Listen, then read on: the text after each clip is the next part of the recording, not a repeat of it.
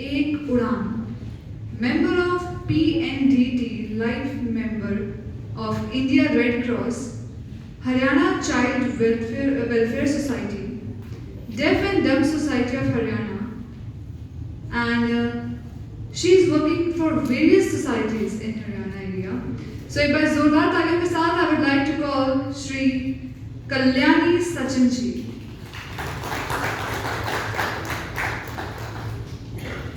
मैं चाहूंगी कि आप पार्टी से रिलेटेड कुछ दो शब्द प्लीज करें. सभी माननीय सदस्य, आप लोगों को मेरा नमस्कार. आज महात्मा गांधी की जयंती है. इस अवसर पर जो ये प्रोग्राम रखा गया है, तो मुझे ऐसा लगता है कि हम लोगों को उनके आदर्शों का पालन करना चाहिए. और जब वो नमक आंदोलन में चले थे तो मेरे ख्याल से हजारों लोग उनके साथ थे और वो पैदल चल रहे थे. तो मुझे ऐसा लगता है कि हमारी जो ये पार्टी है, भारतीय प्रजा एकता पार्टी, ये एक मुहिम को लेकर चल रही है. सबसे पहली मुहिम तो यही है कि हम लोग महिला सशक्तिकरण पर प्रोग्राम कर रहे हैं या हम विचार कर रहे हैं. आज नवरात्रों में शायद हम पिछले 8-7 दिनों से हम सिर्फ महिला शक्ति की ही पूजा करते हैं. हमारे देश में हमारी महिला शक्ति, हमारी भारत माता, हमने हमेशा भारत माता की पूजा की है.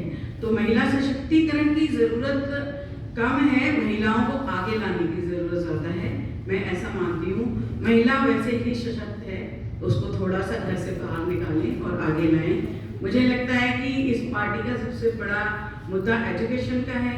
तो एजुकेशन सबसे इम्पोर्टेंट रोल अदा करता है, ताकि आप लोग आगे किसी भी सीमा में ना बने. जब आप जानकारी हासिल होगी, आप एजुकेटेड होंगे, हमारे गांव का या हमारे स्लम का या हमारे किसी तरह का एरिया अगर एजुकेटेड होगा तो हमें उसको कुछ भी समझाने में बहुत थोड़ा सा वक्त लगेगा और बहुत जल्दी हम एक अच्छी ऊंचाई पर और भारत को स्वर्णिम भारत बनाने में अपना योगदान दे पाएंगे. भारत माता की, भारत माता की, वंदे वंदे वंदे.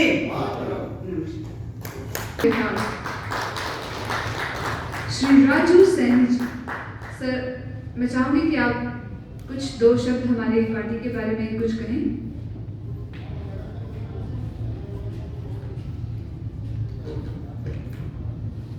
भारतीय प्रजा एकता पार्टी,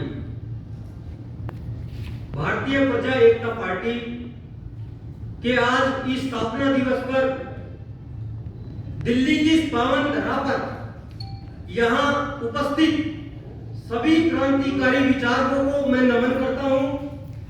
यहाँ पर आए हुए सभी अतिथिगण जो मंच पर हैं, उनको वंदन और अभिनंदन करता हूँ.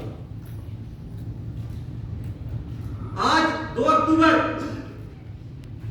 आज का दिन बहुत ही विशेष दिन है और आज के दिन इस पार्टी की स्थापना की जा रही है. स्थापना क्यों की जा रही है, आज ही के दिन, आज का दिन क्यों सिलेक्ट किया गया? देखिए, इस देश में जब भी शोषित, दलित, वंचित, पिछड़े वर्ग का दोहन हुआ, उस समय कुछ क्रांतिकारी विचारधाराओं ने जन्म लिया, जिनमें आज जिनको हम नमन करते हैं, जिनकी वजह से आज हम खुली हवा में सांस लेते हैं. राष्ट्रपिता महात्मा गांधी सत्य और अहिंसा के मार्ग को प्रशस्त करने वाले उन स्वतंत्रता सेनानियों को हमारे बीच में है तो नहीं, मगर दिलों में वास करते हैं. मैं उनको नमन करता हूं. साथियों, हमारे देश में बहुत सारी पार्टियां बनती हैं. आए दिन कोई ना कोई पार्टी देश में, प्रदेश में बनने लग रही है, रजिस्टर्ड होने लग रही है. आज इस पार्टी का जन्म हुआ, इसकी स्थापना हुई, बहुत सारी सारी चीजें हैं, देश और प्रदेश की बहुत सारी समस्याएं हैं। क्रांतिकारी विचारधारा जब जन्म लेती है, उसके पीछे बहुत सारे क्रांतिकारी लोगों का हाथ होता है। उनमें से ऐसे ही एक क्रांतिकारी विचारक नायडू जी और वीरा रेड्डी जी, जिनसे मैं कल मिला, मेरी मुलाकात हुई। पिछले कई दिनों से चर्चा तो चल रही थी, लेकिन मुलाकात कल हुई। मैं बैठा, मेरी वार्तालाप हुई और मैंने पूछा, रेड्डी साहब, देश और प्रदेश के अंदर बहुत सारी पार्टियां हैं, आप ही की पार्टी का चुनाव क्यों करूं मैं क्यों जुड़ूं इस पार्टी के साथ? देखिए, इस देश और प्रदेश के अंदर जितनी भी पार्टियां बनी या जो चल रही हैं, जो सत्ता में है या जो विपक्ष में है, तीन कॉमन मुद्दे, शिक्षा, स्वास्थ्य, रोजगार, इन तीन मुद्दों की खिचड़ी पूरे देश और प्रदेश में बनती है। कोई भी पार्टी बनेगी नहीं, या कोई पुरानी पार्टी है या जो कोई सत्ता में है, सत्ताधारी पार्टी है, सिर्फ तीन मुद्दों पे बात करते हैं। उनको पता है आम जनता की नब्ज है ये, शिक्षा, स्वास्थ्य, रोजगार। पार्टी तो बना ली, लेकिन उसमें इंप्लीमेंटेशन क्या है? कुछ नहीं है, एक खिचड़ी है, खिचड़ी। जैसे कि चावल में दाल घेर दो तो खिचड़ी बनेगी, और दाल में चावल घेर दो तो भी खिचड़ी बनेगी।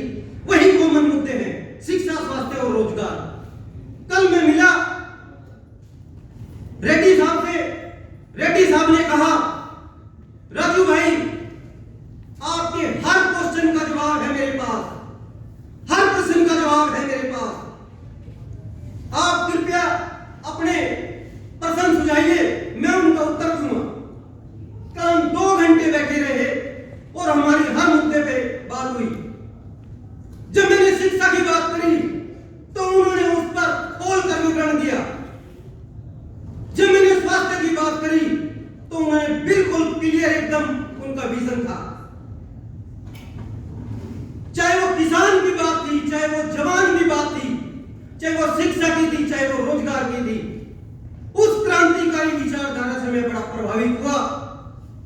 मैंने एक क्वेश्चन जरूर किया कि रेड्डी साहब, हम इस विचारधारा के साथ जुड़ेंगे, लेकिन आप भी एक मध्यम परिवार से आते हैं, मैं भी एक मध्यम परिवार से आता हूं, तो इतना बड़ा फंड एक पार्टी के लिए हम कैसे रेज करेंगे? बहुत सारी समस्याएं हैं, बहुत सारी जन सुविधाएं, लोग बाग मूलभूत सुविधाओं से वंचित हैं। हम वो सब कैसे, लोगों को इकट्ठा तो हम कर लेंगे, लेकिन एक बहुत बड़ी मोमेंट से छुपी नहीं है। मीडिया के सभी बंधु यहां पर मौजूद हैं, वो एक से एक कार्यक्रम अटेंड करते हैं, बहुत सारी पार्टियों के कार्यक्रम अटेंड करते हैं। उन बंधुओं, मीडिया बंधुओं के माध्यम से मैं ये संदेश देना चाहता हूं, भारतीय प्रजा ऐक्यता पार्टी ये कोई पार्टी नहीं, एक मिशन है, एक विचारधारा है। जिसने इस मिशन को चुन लिया, सेलेक्ट कर लिया, जिसने इस विचारधारा को सुन लिया, वो मूलभूत सुविधाओं से वंचित नहीं रह सकता। जो आम जनता की जरूरत है, प्रगति और पथ के विकास पर यदि देश और प्रदेश को लेकर जाना है, तो इस विचारधारा को सिलेक्ट करना पड़ेगा। लोग हैं, पानी भी छान कर पीते हैं। अगर कुछ सिलेक्शन किया मैंने और मैं जुड़ा, तो हम जहां जुड़ते हैं वहां दिल से जुड़ते हैं। विचारधारा मैंने सुनी रेड्डी साहब की, मैं बहुत प्रभावित हुआ, और मैं आश्वासन देता हूं रेड्डी साहब को, हम आपके कंधे से कंधा मिलाकर देश और प्रदेश में इस विचारधारा को जन जन तक पहुंचाने का काम करेंगे। साथियों, वक्तव्य तो बहुत है, बातें बहुत हैं। असल में यहां पर कुछ चुनिंदा गणमान्य लोगों को ही निमंत्रण दिया गया है। पब्लिकली यदि बैठी होती पब्लिक सामने,